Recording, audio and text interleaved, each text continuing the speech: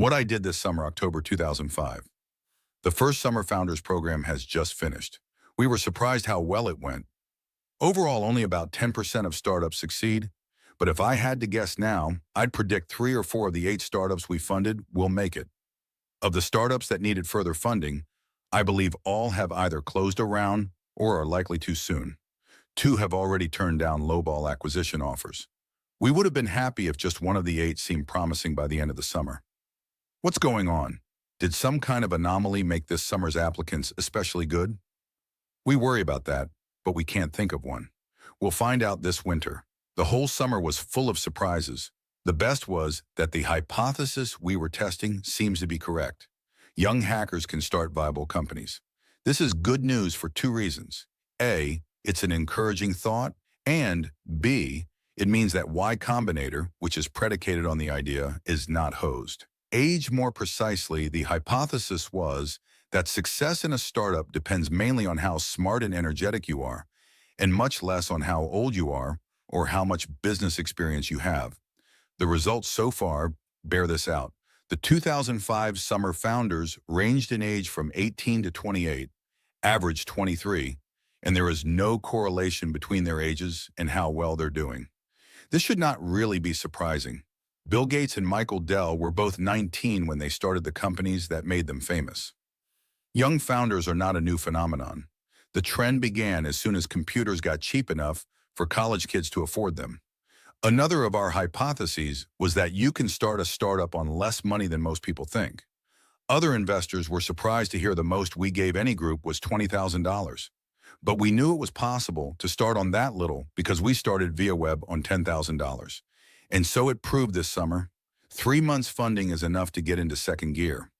We had a demo day for potential investors 10 weeks in, and 7 of the 8 groups had a prototype ready by that time. 1, Reddit, had already launched and were able to give a demo of their live site. A researcher who studied the SFP startups said the one thing they had in common was that they all worked ridiculously hard. People this age are commonly seen as lazy. I think in some cases it's not so much that they lack the appetite for work, but that the work they're offered is unappetizing. The experience of the SFP suggests that if you let motivated people do real work, they work hard, whatever their age. As one of the founders said, "I'd read that starting a startup consumed your life, but I had no idea what that meant until I did it.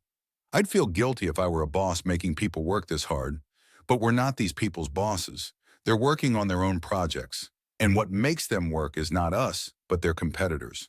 Like good athletes, they don't work hard because the coach yells at them, but because they want to win. We have less power than bosses, and yet the founders work harder than employees.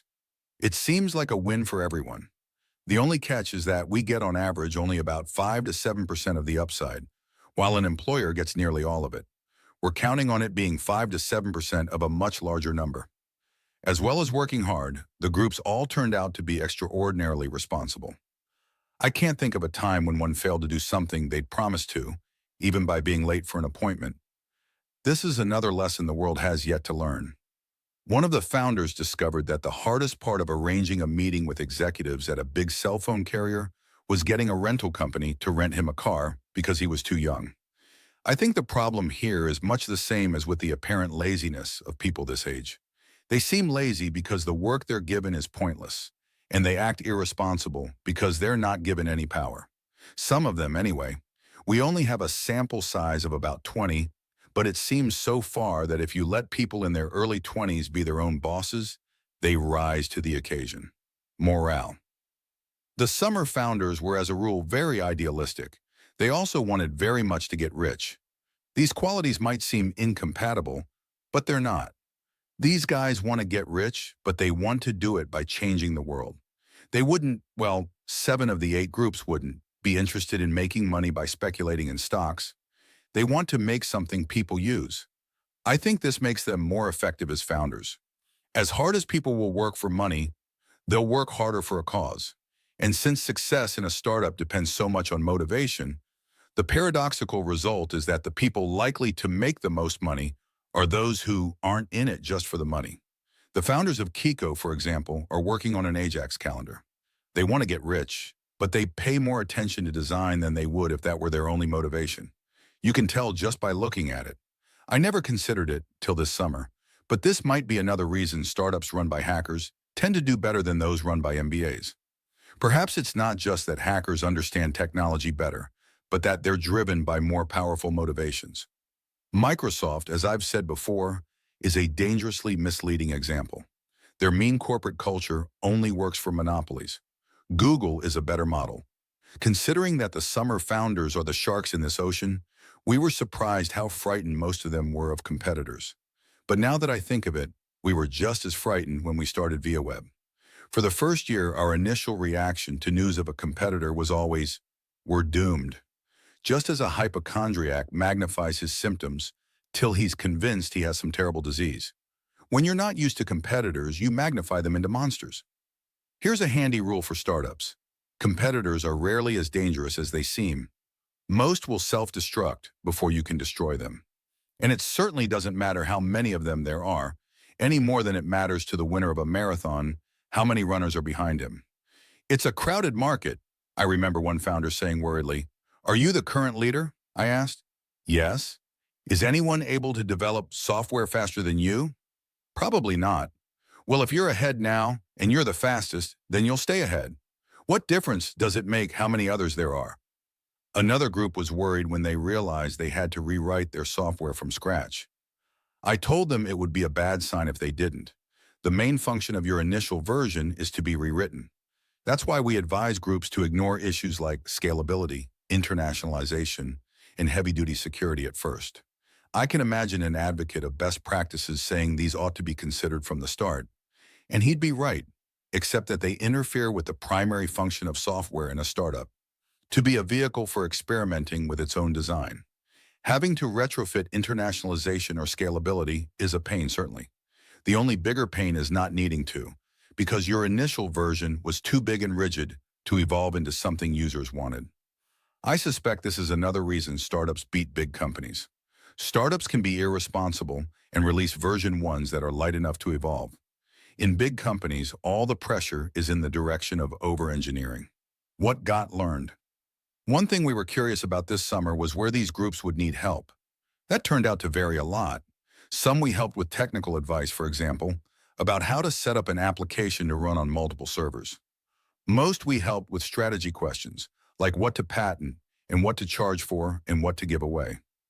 Nearly all wanted advice about dealing with future investors. How much money should they take and what kind of terms should they expect? However, all the groups quickly learned how to deal with stuff like patents and investors.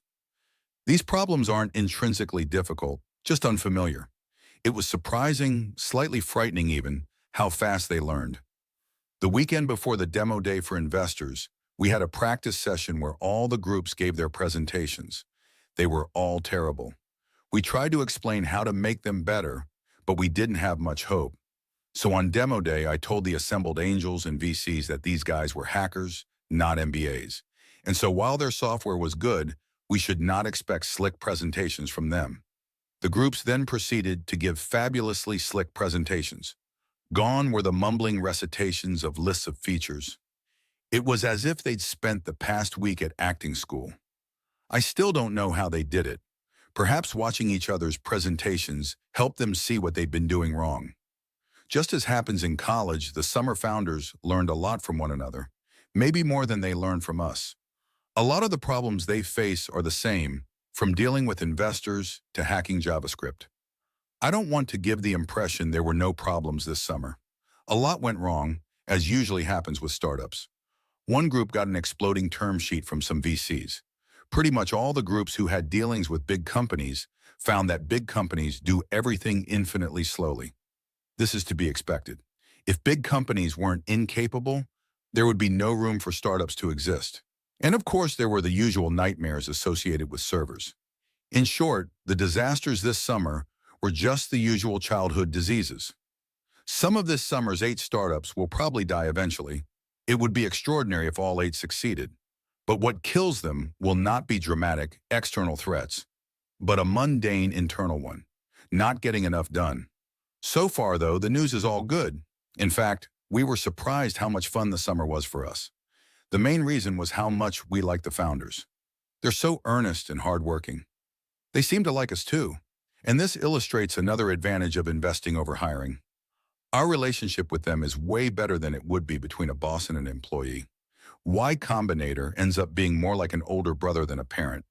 I was surprised how much time I spent making introductions. Fortunately, I discovered that when a startup needed to talk to someone, I could usually get to the right person by at most one hop.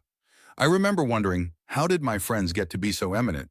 And a second later realizing, shit, I'm 40.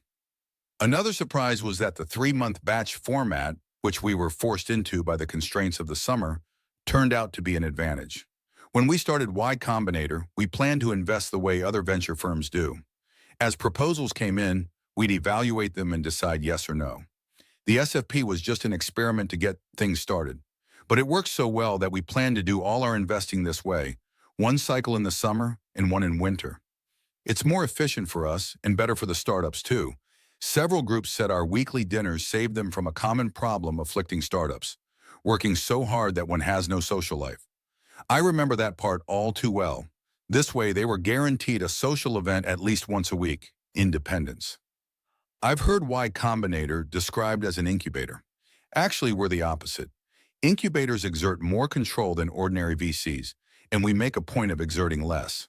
Among other things, incubators usually make you work in their office. That's where the word incubator comes from. That seems the wrong model. If investors get too involved, they smother one of the most powerful forces in a startup, the feeling that it's your own company. Incubators were conspicuous failures during the bubble. There's still debate about whether this was because of the bubble or because they're a bad idea. My vote is they're a bad idea. I think they fail because they select for the wrong people. When we were starting a startup, we would never have taken funding from an incubator. We can find office space, thanks. Just give us the money. And people with that attitude are the ones likely to succeed in startups. Indeed, one quality all the founders shared this summer was a spirit of independence. I've been wondering about that. Are some people just a lot more independent than others? Or would everyone be this way if they were allowed to? As with most nature/nurture questions, the answer is probably some of each. But my main conclusion from the summer is that there's more environment in the mix than most people realize. I could see that from how the founders' attitudes changed during the summer. Most were emerging from 20 or so years of being told what to do. They seemed a little surprised at having total freedom, but they grew into it really quickly. Some of these guys now seem about 4 inches taller metaphorically than they did at the beginning of the summer. When we asked the summer founders what surprised them most about starting a company, one said, "The most shocking thing is that it worked. It will take more experience to know for sure, but my guess is that a lot of hackers could do this. That if you put people in a position of independence, they develop the qualities they need. Throw them off a cliff, and most will find on the way down that they have wings." The reason this is news to anyone is that the same forces work in the other direction too. Most hackers are employees, and this molds you into someone to whom starting a startup seems impossible, as surely as starting a startup molds you into someone who can handle it. If I'm right, hacker will mean something different in 20 years than it does now. Increasingly, it will mean the people who run the company. Y Combinator is just accelerating a process that would have happened anyway. Power is shifting from the people who deal with money to the people who create technology, and if our experience this summer is any guide, this will be a good thing. Notes. By heavy-duty security, I mean efforts to protect against truly determined attackers. The image shows us the 2005 summer founders and Smartleaf co-founders Mark Nitzberg and Olin Shivers at the 30-foot table Kate Courteau designed for us. Photo by Alex Lewin. Thanks to Sarah Harlan, Steve Huffman, Jessica Livingston, Zach Stone, and Aaron Swartz for reading drafts of this.